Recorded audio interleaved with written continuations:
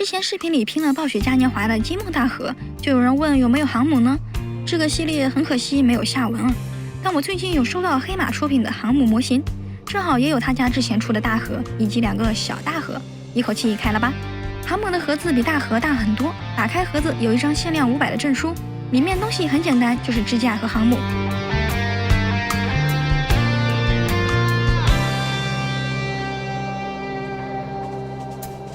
大盒也就是人族的战列巡航舰，和航母类似，一个本体一个支架，插上即可。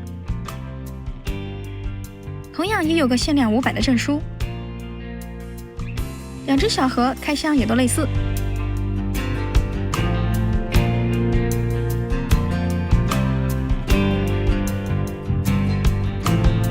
把它们摆在一起真是莫大的满足，甚至想再来几只组成舰队。玩具的航母比大盒大，游戏里呢其实航母反而小一点的感觉，真实的大小如何呢？我正好也收藏了星际官方的设定手册，查了一下实际比例，航母应该是比大盒要大的，大盒长约1000米，航母长约1400米。模型的话，大盒是15英寸，航母18英寸，倒是差不太多。比例我算了一下，大概相当于大盒缩小了2600多倍，航母缩小了3000倍。之前拼的这只积木大盒是米诺陶级大盒，是星际2里游戏里默认的形象，也是设定集里大盒的样子。而黑马出的这只看起来更像主角的那只巨兽级，外观上有明显的特征，比如后面的大翅膀上有个大圈圈反应堆，舰船的中间也没有像米诺陶级高出一大截的剑桥。巡航舰线条硬朗，通体灰黑，充满了机械和科技的美感。舰身多处有蓝色涂装，包括头部的大核炮和传感器，舰桥的一排排窗户，背后的推进器等等。此外还有少量的红色和黄色点缀。底座上是蓝色的人族标志，它是人类文明的旗舰，也是泰伦快乐船。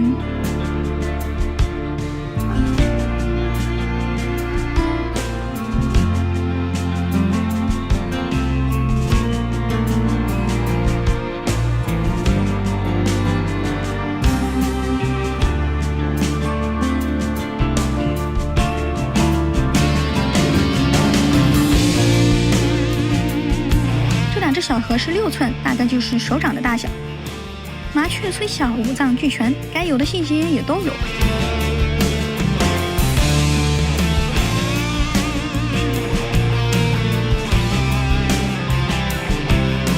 标准版小盒就是大盒的缩小版，这只金属色版小盒是换了泰拉泽骑士皮肤的，涂装还蛮有意思的，大核炮的颜色也改了。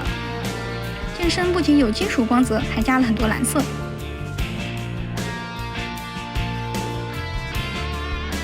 头部和侧面呢都有泰拉泽骑士的标志。黑马出了大盒之后，又制作了航母的模型，原型来自星际2航母的形象。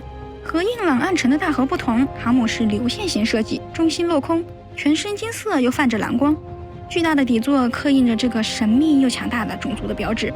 作为游戏里兼具实力和颜值的神族旗舰兵种，这只航母让我非常期待。实际到手第一反应就是大，非常大。然后不得不说有点小失望啊，玩具远看很好，近看就有点粗糙了。果然神族的东西不是这么好做的。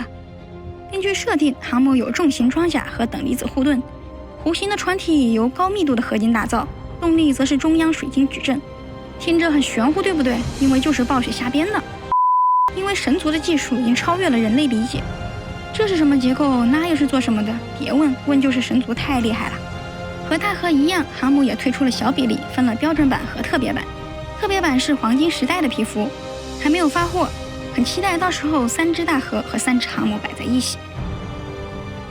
2只玩具都有夜光，用 UV 照射后效果更佳哦。它们都是底下插了一根金属棍支撑，说实话我有点担心平衡。航母还好，脑袋不太重，底座也够大，大盒明显有往下的倾向。Abandon ship。保险起见，我还是都找了额外的支架。总的来说，我非常喜欢，很开心能把它们加入我的星际2收藏。用惯例的雷达图给它们打个分数吧。首先是还原，还原度要看拿什么参照了。和游戏类的单位比，它们其实不算特别还原。和设定机比倒是很贴近了，但是和游戏的 CG 比就差点意思了。毕竟动画公司暴雪的 CG 可不是吹出来的。这里我给2只大模型打了8分，真心希望有朝一日能有还原出绝美 CG 的玩具。精致程度大和还不错，8分，航母稍微差一点，7分，可玩几乎没有，夜光勉强算1分吧。性价比我打了满分10分，2只大模型定价300美元，我买了这么多玩具了，个人觉得这个质量和大小真的不算贵。收藏性也是满分，这几只玩具对我个人来说是必入的。大和的官方授权大比例模型，上次的暴雪嘉年华揭幕是第1个，这是第2只。航母的正版大模型，我印象里这是第1个，也是唯一一个，还都是限量，收藏性不言而喻。